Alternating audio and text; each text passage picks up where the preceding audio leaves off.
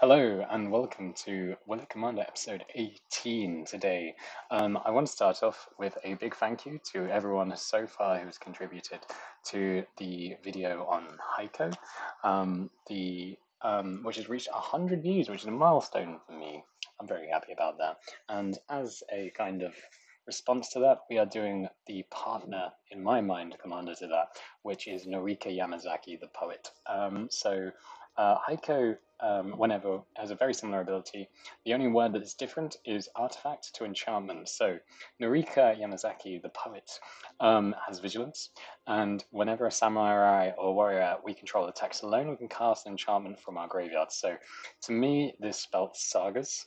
So we have a lot of sagas in this deck. In fact, we have a total of 9, which can be recurred quite often. Aside from that, we have a lot of pieces to stop our opponent from doing stuff. We're not running 9 lives with Solemnity combo because I'm not about that right now. I think we'll save that for another deck. And it probably would work really well in this, but is not. And it's kind of a certain sense of irony in that this has got a lot of just kind of enchantments that store things out, make things a bit slower. Yet we are not doing the main 2 that cause the lockdown of our opponent dealing us damage.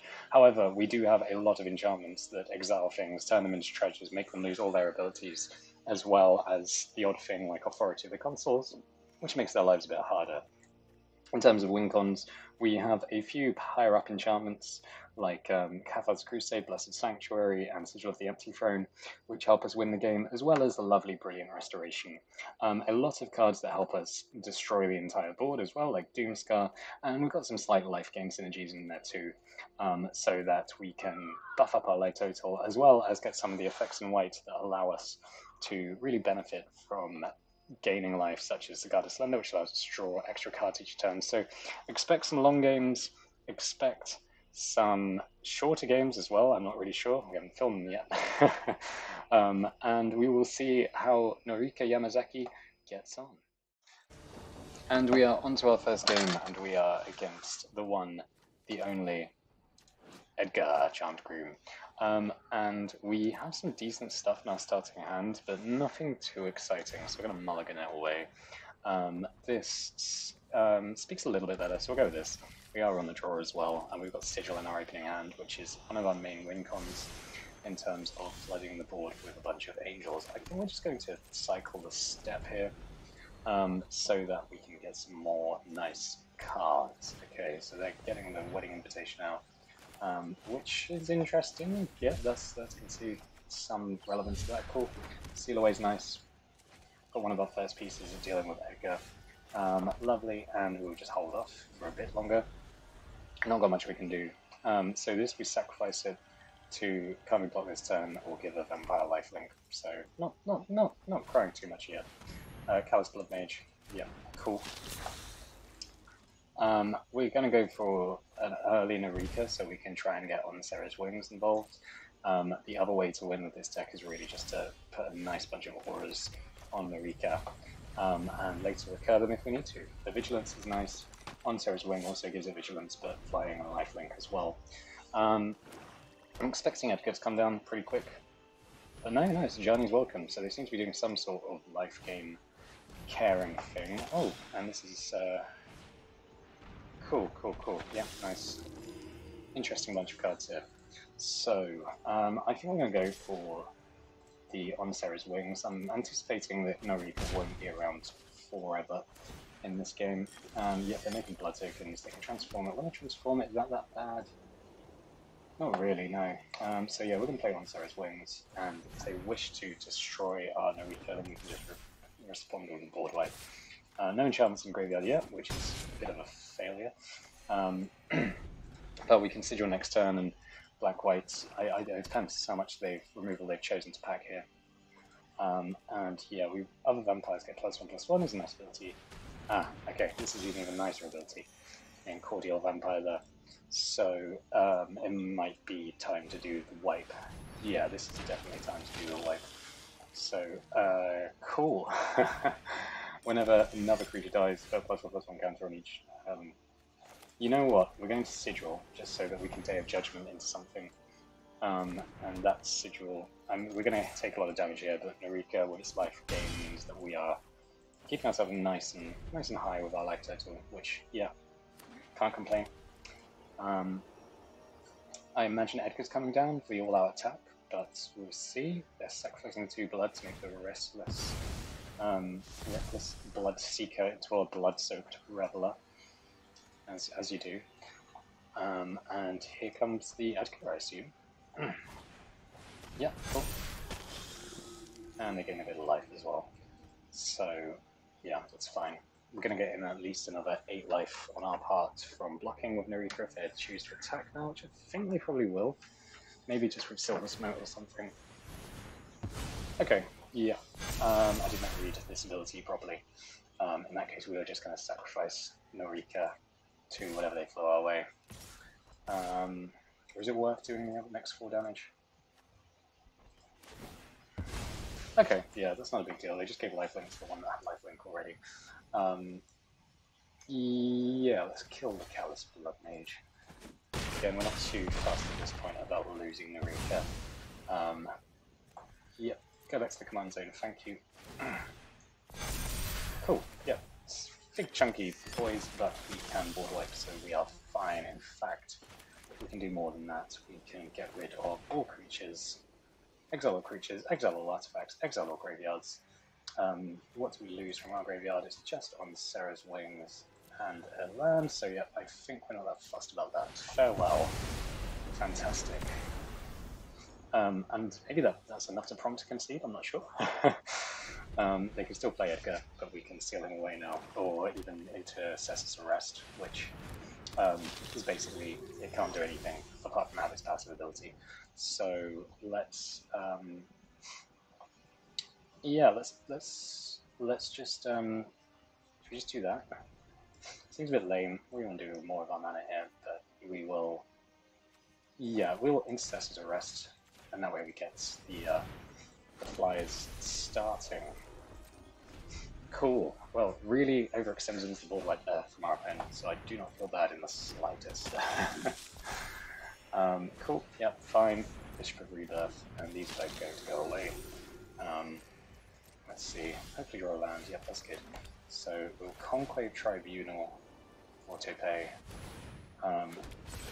the Bishop of Rebirth, and I'm not first about killing the Martyr of Dust yet, so I'm just going to put the Steel on one of the Angels. So that we have 6 damage. Nice. Cool. They probably still have a few like Haymakers. Their graveyard's been exiled. Okay, just small land. Fine. Good game. Yep. Okay. Got the concede. Locked it down. Fantastic. That's game 1 sorted. Lovely. And we have our second Orzhov deck. And this one we're not very happy to see. It is, of course, Kamal, Console of Elitation. So whenever we play a non-creature spell, we get Highway Robert. However, our hand's pretty nice. I'm pretty happy with this. Abiding Grace is just a nice little thing to hang around. Restores. We have the Poet, which is a colored Blight Beetle. Okay, yeah, so they're kind of doing a similar thing by the looks of it, with the Staxy effects. But I don't really care about Blight Beetle as much. I just care about Kambal, and Baffling End is a good way to get rid of Kambal, who they play really early often. So that, yeah, we'll get rid of this. Cool. Yeah, I'm really not that fussed. And we will... I think we really... Unfortunately, yeah, the mana advantage isn't there, but we are going to Baffling End Kambal just because it's so problematic. And maybe we cycle the cast out, considering it play. Get ourselves some nicer enchantments to throw at them. The Blight Beetle really is not my concern at the moment. Yeah, okay, that's something to Tribunal, so maybe we just keep... Yeah, because the turn afterwards, the next time we pick about, we can respond with Cavalier of Dawns. We're going to cycle the cast out. Nice, Helios, that's really nice. That's really nice to see. So here, let's just Conclave Tribunal the Phyrexian Arena, so they stop drawing those extra cards. Nice. And Cast Out actually being cycled means we can play it with Norika Yamazaki. Tech right there, what a combo. Yeah, and we're going to respond to that with Cavalier of Dawn, which we will play now. Campbell. And they have a 3-3. So, Abiding Grace might be one to lose. It's really not doing that much here. Okay, yeah, that's fine, because that just means that we get back our cast out. And it means we can exile. Oh, okay, it goes to our hand, doesn't it? Do we care about the Eldest Reborn? I don't think we do at this phase. However, playing Norika Dawn of Hope means that we can play whatever we discard, so it'll probably be the Janjo Exemplar. Yeah, sure. This way, they won't even get it back from our graveyard. As long as they attack with the Golem, I really want to attack the Golem. Campbell's on 7, so... oh, okay, yeah, they're doing Authority as well. So they're kind of stacking each other, so this could be a very long game. Yeah, look at that. Look at that. What can we do here? If we get a land, we can cast... Yeah, we can do what we want to do, which is cast out... Is that pro-white? Oh, how does that have pro-white? That's so annoying. Maybe we just Heliod then? Well, they're going to get back our Samurai Warrior thing, but that's really not bother. Let's play Heliod, and we'll play Abiding Grace, because then we get some life gain triggers on going. And for some reason it doesn't come into play tapped. That's interesting. Yeah, that's really interesting. Okay, cool. And we'll gain some life. Put a +1/+1 counter on Norika. Ah, but we can't because of the Blight Beetle. Oh, their stacks are stacking us better than our stacks are stacking them. And they've got back the Cavalier of Dawn. Oh my goodness. They don't go for Heliod. Please don't go for Heliod for your own sake. Okay, they go for the Tribunal. Thank goodness. So yes, the Blight Beetle does have to go, it turns out. And they have Mangara. Ah, we should be playing Mangara. 100% Mangara is coming in on the next game. Cool. Yeah, that's good. That's the pro-white one. So I'm happy with that being gone. Cast out on the Cavalier, I think, which is kind of annoying because it's ours. If we want to draw some cards with Dawn of Hope, then we need to... Yeah.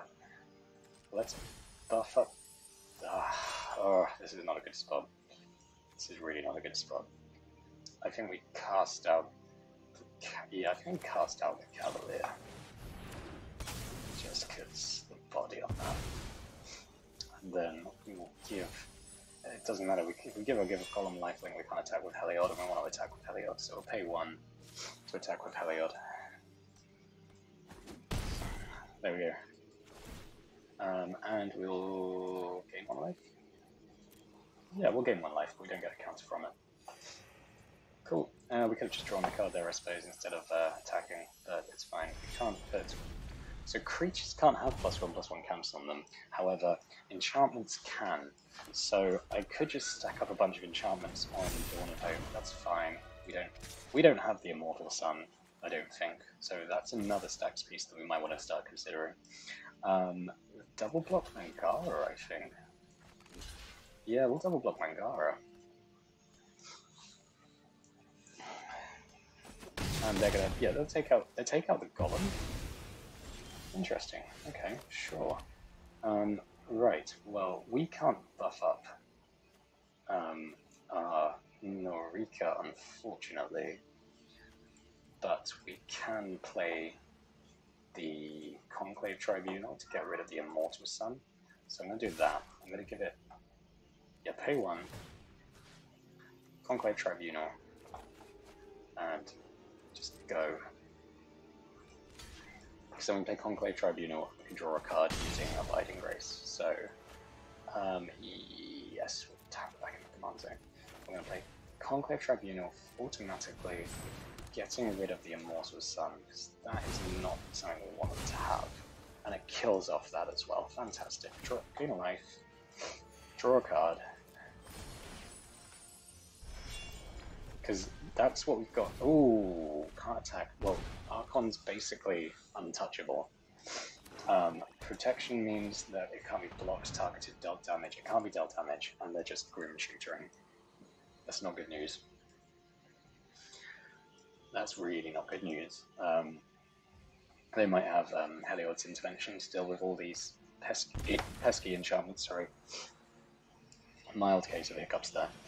And Eidolon of Obstruction, fine, whatever. I don't think we have any enchantments, which is why I think... Okay, so we get a Plains. Get a Plains. We can't lose all the abilities yet on that, like... Yeah, it doesn't lose the abilities that are relevant. Can't attack or block, and activate abilities can't be activated yet. So the restoration of Iganjo means that we can do this, and we can do this, and we can attack with Heliod now that we've got some knights coming in. Ah, rubbish, we paid the 1. Of course we have to pay the 1, so now we don't get to gain the life the way we want to. And we have no blockers, and they have 1, which is really annoying. That was a real punt. No, we haven't lost yet. We can put +1/+1 counter on enchantment, so we will. For the sake of it. Yeah, but this is not looking good. If they play Convolve, we can't play a single card. We cannot play a single card. We can get... Okay, play ECD. Probably on Heliod, right? No, if they do it on the Immortal Sun, then they win. Okay, they didn't. So they don't win, not yet. Interesting. Yeah, I might make a few changes. I might add the Immortal Sun into the deck if it's not already there, because that's a good draw engine as well. Okay, yeah, they've got it back. Good game. Toodaloo. Well played. Bye-bye. Okay, it's a classic, but we're against Yarok the Desecrated, which is always a fearsome one for me. We have a lot of free drops, and I think we want some removal, which we don't have any of in that hand. I think Authority of the Cancers is much more what we're looking for against a deck like this. If a permanent entering the causes triggered ability of a permanent, if a permanent entering the ability causes triggered ability of a permanent you control is triggered. Okay, so we don't get double time off of Authority with Yarok, which is a shame, but I'm not complaining because we're going to gain some life, which is going to be nice. We can Treasure Vault next turn. Cool. We can just Dawn Geist, which is also super. Which means we can then go into Path of Bravery, get our life total above starting. Aha! Risen Reef. Risen Reef's fine that they haven't drawn a land, so we will Path of Bravery, gain some life, and attack with Dawn Geist. Although I think Path of Bravery is probably another one we want to lose, just for the sake of it being kind of a go-wide strategy, which we don't currently use. Okay, they're struggling to draw lands, which is really nice. Okay, no they're not. Replicating rings there, so Yarok's coming down next turn, so it's time to say goodbye to the Risen Reef. Ooh, we have Cathar's Crusade. Even though we're not a creature-based deck, Cathar's Crusade just goes really far, because it's good. It's fundamentally really good. Every time a creature comes down, we put +1/+1 counters on everything. It's hard to turn down, really. So this is Yarok take 1. We can't really search for Glory to get rid of anything, but it looks like... Okay, yep, casualties. Sure. Destroying the land, destroying everything. It's a pretty nasty card there. In that case, we want to get back our Conclave Tribunal when Yarok hits, so we'll play Norika, Yamazaki. Yarok's going to come into play tap next turn, so that means that... Okay, they're not even playing it, so that's great. But they are also exiling the graveyard, which means that we do not get our enchantments back with Norika. Kind of messes up with our strategy a bit. And they have 4 mana to play now. Going down the elemental route's quite nice, I appreciate that, I enjoy that. So, when Enchantment Creature dies, so we can get away with... Okay, we'll Cathar's Crusade this turn, and attack the Ashiok with Norika. We'll gain a life. Lots of lovely incidental life gain there. And yeah, the Risen Reef comes back with +1/+1 counter. We can't really get that out of the way anyway. I don't think we're exiling it anytime soon. Undo Inversion may be a path out of here, and now sacrificing Norika due to the Eldest Reborn. We'll take it back. Probably likely to get exiled with Ashiok anyway. 4 cards, 2, 3, 4. Exiled. And they're hitting us hard. Okay, we have a lot of tutors in hand, so we can tutor. Fun times are not being had because Ashiok just absolutely ruined our day. Okay, yeah, that's super annoying. I'm going to keep the inversion for now. If there's a way out of it, I feel like that's the way. So we're going to get rid of Sedge Glory because we can't use it. It's also a good reason to run Snowlands in this, because then we can gain free life instantly, which could be a reason in a pinch to gain a bit of life with Heliod, or another life gain matters card. For example, Dawn of Hope, which just disappeared. I think when you lose Dawn of Hope to exile, you're kind of like, okay, this is over. Is getting a life. Two things at the top of the library. Actually, what we can do is we can sacrifice Treasure Vault to get us up to 6 mana, and if we draw 2 lands in a row, which we haven't, we've just drawn Radiant Grace instead. So that's a good game. That's us done with. Oh well, on to the next one. And we are against the Big Slug. The Big Slug is entirely creature removal. And as much as we are playing some creatures, we're also playing some things that aren't creatures. So hopefully we can do something here with Norika. Maybe take down Toxtrol nice and early. Authority is going to be nice because it means we get life for the slugs if they get into slug mode, but we never want them to go into slug mode. I don't know if I've actually played Toxtrol yet, but I imagine it's extremely controlling. No, I have played Toxtrol. That's wrong. And yes, look, they're being extremely controlling. If they discard one of our enchantments, then they're doing the wrong thing, because Norika can get them back with Hope. Looks like they're really thinking about it, but they're landing on the Day of Judgment. Yep, that was the correct choice, and they have just missed our Sigil of the Empty Throne, which is really, really what you want to see. We need to get a 2-drop in hand so that we can get to the restoration of a Janjo. Oh yeah, okay, no, that means we're just going to ramp next turn, doesn't it? No, because the planes will come in tapped, but hey ho. Sure, okay, that's exactly what we're looking for. You can do that by all means, it's fine by me. Are they planning on doing something interesting? Okay, so we'll discard the Flames to get it back. And then we'll play the Bond's Enclave, play Authority, and play Norika Yamazaki. Yeah, because you can counter it, but I'm just gonna try and get it back with Norika. Maybe they have a board wipe. But Cavalier's a happy thing to have in hand. Okay, they're exiling the enchantment they've removed thus far, which is fair enough. Are they gonna win? Yep, they're in the Murder Strider not at their end step either. So yeah, we'll have our back. And we will. Yep, cool. Really fond of these transforming enchantments, so we can get back Sigil, and we'll hit them with a Swan.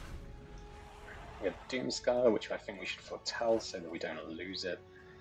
I mean, it's quite obvious what it is if we foretell it, but... Key to the Archive. Yeah, we wanted to destroy that. So I think we will.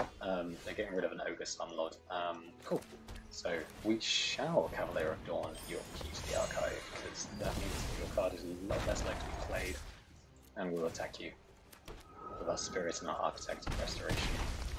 Fantastic. Board wipe incoming, I imagine? If so, that means that the Cavalier isn't doing... Okay, just take another turn.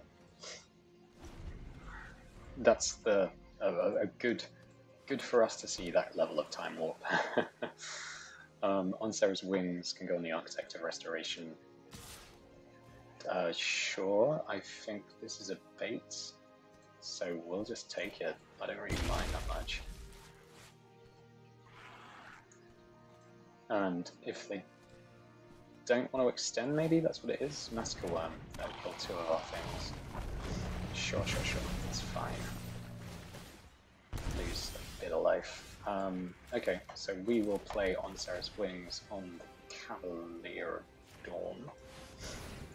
Get ourselves an Angel, and Foretell Doomscar, and get ourselves 5 life, and hit them for 5. At the beginning of each upkeep, put a slime counter on each creature you don't control, so this is where Doctoral becomes a problem. Just withering away our board very slowly.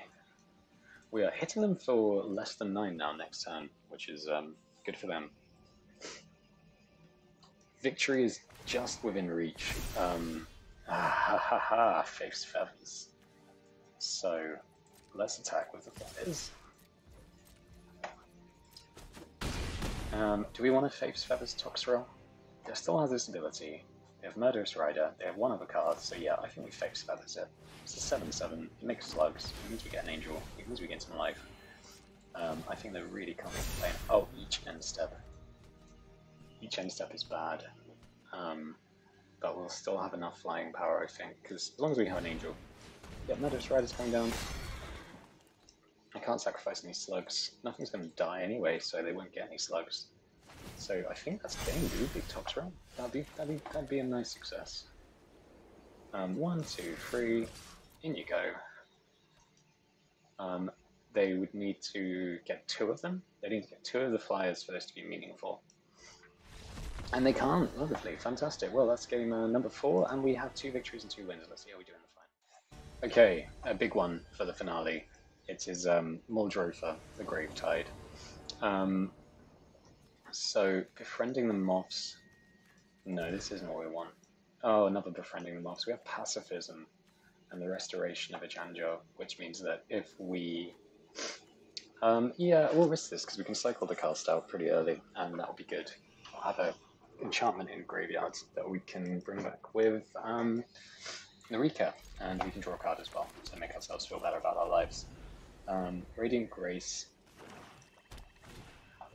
Yep, the Stitch Supplier, fair enough. We'll cast out, get ourselves... Ooh, Brilliant Restoration, fantastic. That's kind of our one of our key ways to do anything in this game. However, if we don't get another land, then we are firmly in the concerned area. Yeah, 2 lands and that into the God Eternals. It's some interesting cards, again, to have. I would really, not personally choose Enter the God Eternals. I would try and make everything as permanent based as I possibly could. That's fine, each their own. Cool. Come on, planes, yes, there we go. So the thing to keep in mind now is if we want to, we can definitely get a land next turn. We can put Radiant Grace on Norika, which then turns into its own authority of the consoles. So we'll leave it to be, and if we can play Befriending the Moths, which is such a great name, This exile-based removal is what we've got in our favour, and we have a lot of it. So yeah, let's just keep that up, and we can always play Pacifism. You may return target permanent. So yeah, I'm not really sure how this works with an aura. I think we need to cast an aura to target, so I don't think we can bring back Pacifism or Radiant Grace. So, okay, statue is. We will put it back, because the Restoration of a Janjo does not quite matter. Another one. So let's Dawn Avenger and give it Radiant Grace. So this returns creatures with CMC 2 or less from our graveyard. If we have them, which at the moment we do not. Befriending the Mobs is cute. I really like Befriending the Mobs. Gives evasion to Yamazaki. Okay, are they going to put the land away? Oh, we don't get to see one of the cards they know. Interesting. Yep, they're going to give themselves a forest. That means that if they crack the Fabled Passage, they lose it. Yep, okay, they're going to lose it. Fine by me. guessing they didn't want that forest, or they just wanted it back in the deck. So Muldrop is coming down next turn, and they can play Fabled Passage if they choose to do that. And then we actually, I was boasting about how our exile removal was fantastic. We don't actually have any. So the Restoration of a Janjo means we get planes. We'll play the planes, and we will. Yeah, kind of lame, but we'll pacify the Glowshore. Just so we can get in some damage. And they might just block with Stitcher Supplier, because it makes sense for them to do so. I think part 2 of the Restoration of the Janjos are not quite happening. Tubes. Cool. Good card, good card. Something we would definitely want to exile. Yep, it comes back. Radiant Grace is a curse. And I mean, if we play the Immortal Sun, then we're starting to feel better about ourselves. Yeah, okay, that's good. We won't discard a card because there's nothing worth getting back. We'll play Castle Bell and the Immortal Sun. There we go. And we'll have a creature next turn. Brilliant Restoration is a lot cheaper, although we only get 2 enchantments back from it. It'd be pretty lame to play Brilliant Restoration like that, but Muldrop can get carried away quite easily. And it looks like they're regretting. No, they have. No, they don't have the land. Let's see. Let's not. Yeah. Okay. So we want really a board wipe. We want Farewell. Okay. There's 2 pretty nice enchantments to have. Maybe we just go Hallowed Haunting to Moss. Do the Moss become an enchantment creature? That's they do. Okay. Architect didn't properly see the light of day in that regard. Yeah, the Immortal Sun could be the game-changing thing here. Let's see. If they're feeling bad about their lands, they're not playing a land, but they are getting themselves ready for another thing of war. We'll give the Architect flying, we'll play planes. Non-taken creature, so the thing is, whatever they do, we get to do the Brilliant Restoration. It's a shame we have so many 4-drops in hand. So I think we play, maybe we just Ghost Quarter them. Ghost Quarter off the blue-black, or Ghost Quarter them off the green. Either way, we'll Sigil, I think. Yeah, we'll Sigil. Because then that becomes the primary target for them, and we'll attack with Architect. Get another spirit, which makes our spirits happier. Cool. This is looking okay. This is looking just fine. They can't even play the Cruelties of War. And also, well, if they target our Ghost Quarter, we can target our own Ghost Quarter. Can we target our own Ghost Quarter? Sacrifice Ghost Quarter, destroy target land and such. So if whatever land they choose to destroy kind of matters. If they have the land, it doesn't seem like they do. And I don't know, the Ballad Geb Sanctuary, another spell as well, another sorcery. I don't think we have like Pernicious Deed and the same kind of stuff that will help. Okay, that's really not a bother. That's fine by me. See how it is annoying though. Contempt. Yes, another sorcery. Like, don't get me wrong, you play sorceries, but I think they need to be pretty relevant. Alright, is our Moth Spirit? It is an insect, so Sky Tether, Defender loses flying. Let's play Blessed Sanctuary. Get this stuff back. We'll play Sky Tether for the sake of having more stuff. And now everything has flying, so that's pretty nice. They need a land. They really need a land. I mean, I would love to claim this was a victory for us, but I think it's more that our opponent got stalled out. Haha, the Imperial Moth. The Imperial Moth. Blessed Sanctuary. And the Imperial Moth. Cool.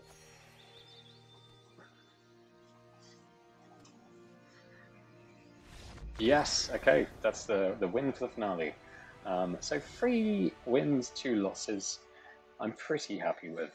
I think that yeah, the Immortal sounds some good improvements, and again, I think there's a really good proof of concept, and I think that there's probably more you can do with this to make it more interesting. So, yeah, hope you enjoyed. Subscribe, and yeah, thank you very much for the 100 views on the other video. Woo! Cheers. Bye.